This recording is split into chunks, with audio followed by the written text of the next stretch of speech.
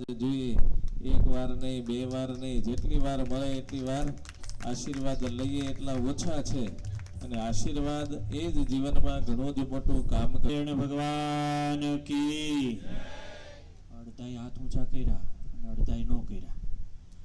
હું અડધાને પ્રસાદ મળે ને અડધાને નથી મળતો એવું છે હે? એકવાર જોરદાર હાથ ઊંચા કરી અને રામચંદ્ર ભગવાનને આપણે સૌ જઈ બોલાવીએ. બોલો શ્રી રામચંદ્ર ભગવાન કી. વાહ ભાઈ વાહ, સરસ. ન હોય પેલો ફોન ઉપર ફોન કરે અને ફોન ઉઠાવવાનું બંધ કરી દઈએ અને પછી ઘરે આવીને ઊભો રહીએ, પછી એવું કહીએ કે મારી પાસે કાંઈ નથી. બધાને અનુભવ છે લ્યો.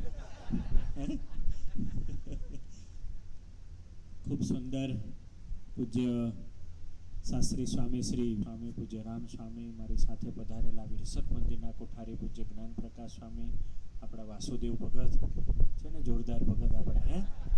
તમારી એકલા હોય તો એ બધું કરી નાખે. બોલો, ગુરુની જરૂર ન પડે અને કોઈની હા પાડે થયો બધા. સરસ.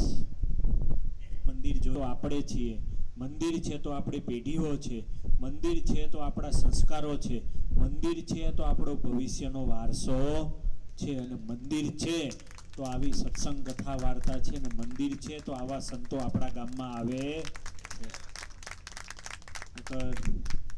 પૂજ્ય વિશ્વલભ સ્વામી અને પૂજ્ય પ્રિયદર્શન સ્વામી એમ કઈ આવે હેલા નથી હો લાવવા. નિમેશ છે ત્યાં ત્યાં બેહી રહીએ તો એમને તો કોઈ કાંઈ કહેવા નથી, પણ અહીંયા એના માટે આવે છે, આપણા માટે આવે ને, આપણને કથા વાર્તા સંભળાવવા આવે. એટલે આવો સુંદર મજાનો અવસર, કથા વાર્તા 5 દિવસની, એ પણ પાછી. અને કેવું સરસ પાછું, દિવસે નો રાખ્યો, હાંજે રાખ્યો, એટલે ઓલો બહુ તાપ નો લાગે ને હે. એટલે કથા વાર્તા અને એમાંય રામચરિત્ર માનસ તો પુરુષોત્તમ ભગવાન રામચંદ્રજી હતા તો એમને જંગલમાં જવું પડ્યું.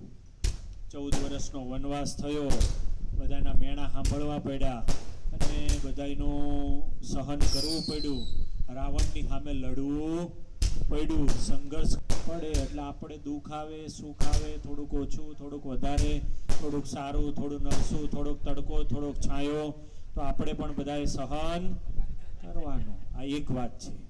બીજી વાત, રામાયણમાંથી તો ઘણું બધું જાણવાનું મળે.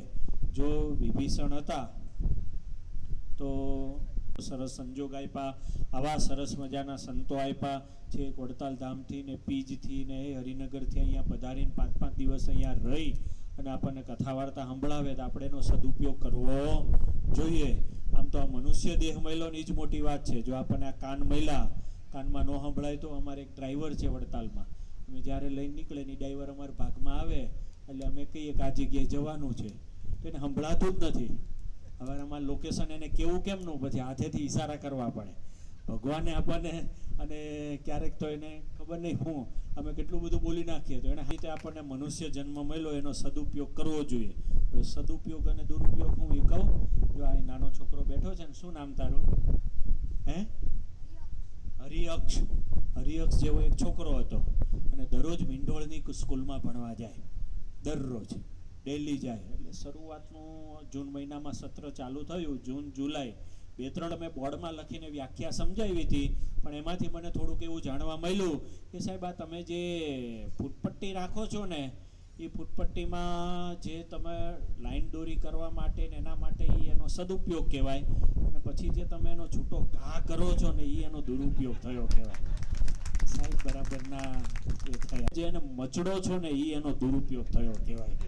કે સાહેબને વધારે આવ્યો ગુસ્સો આવ્યો ને સાહેબ દોડ્યા તો હરિયક્ષ આગળ અને એના સાહેબ પાછળ. મિંડોળની હાઈસ્કૂલને 2-3 રાઉન્ડ મારી લીધા. રાઉન્ડ મારીને પછી હરિયક્ષ ઊભો રહી ગયો કે સાહેબ હવે થાકી ગયો કે છે.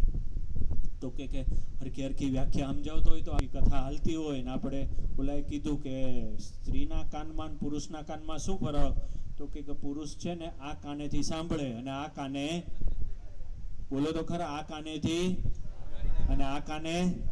કથામાં એવું થાય છે હે? જોજો.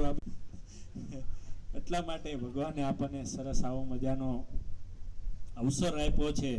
રામાયણમાંથી બીજું એક સરસ શીખવા જેવું છે. રાજા દશરથ હતા ને, તો રાજા દશરથે કઈ કઈની વાત માની.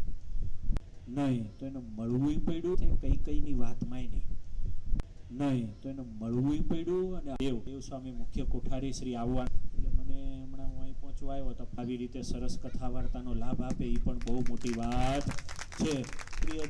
પ્રિયદર્શન સ્વામીના ગુરુ વિશ્વવલ્લભ સ્વામી, અહીંયા મેં હમણાં મંદિરમાં 2 ગુરુના ફોટા જોયા, એક પીર અને આવું સરસ પાછું આપણું રામજી મંદિર એવો ને એવો વારસો રાખી અને પૂજ્ય વિશ્વવલ્લભ સ્વામીએ બનાવ્યું એટલે ખૂબ મોટી વાત છે. માટે વાલા ભક્તજનો, એ 1 ઘડી એટલે 24 મિનિટ થાય. હવે એમાં કહો આધી ઘડી આધી મેં પુની આધ તુલસી સંગત સંતકી કટે કોટી દિવસ. આવી રીતે સુંદર મજાનો આ કથામૃતનો લાભ લેજો. અને મંદિર બને છે તો પાછા મંદિરે દર્શન કરવા પણ જજો. 2 મિનિટ આ મંદિરે દર્શન કરવાના, 2 મિનિટ આ મંદિરે દર્શન કરવાના, બસ 4 મિનિટ દર્શન કરો અને પછી બધા એની દ્રષ્ટિ તો મારા પર પડે ને.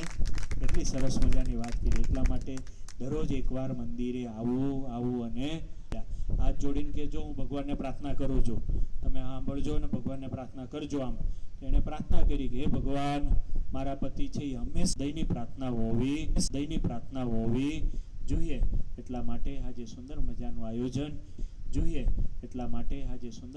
આયોજન મીંઢોળગા આવું મંદિર મળ્યું, આવો સત્સંગ મળ્યો, આવા આપણને ભગવાન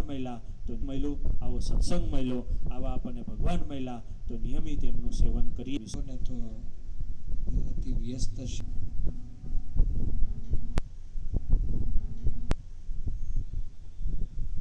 આપણે ક્યાં પહોંચ્યા હતા પછી બરાબર છે, પણ એકાદ 2, 4, 6 મહિના તો થઈ જાય કે ન થઈ જાય. એમાં કથા એવી છે, યાદ ન રહે પણ દેહે હું સતીનો સ્વીકાર કરીશ નહીં. કેમ તો કે એને મારી માનું સ્વરૂપ ધારણ કર્યું છે. જેણે મારી માનું સ્વરૂપ ધારણ કર્યું હોય એને હું પત્ની તરીકે રાખી શકું નહીં. પણ આ સંકલ્પ છે ને ભગવાન શિવે સતીને કીધો નથી. કૈલાસમાં આવી અને ભગવાન શિવ ધ્યાનમાં બેસી ગયા. જો પ્રભુ દીન દયાલુ કહા આરતી હરન વેદ જસુ ગાવા. જો પ્રભુ દીન दयालु कहा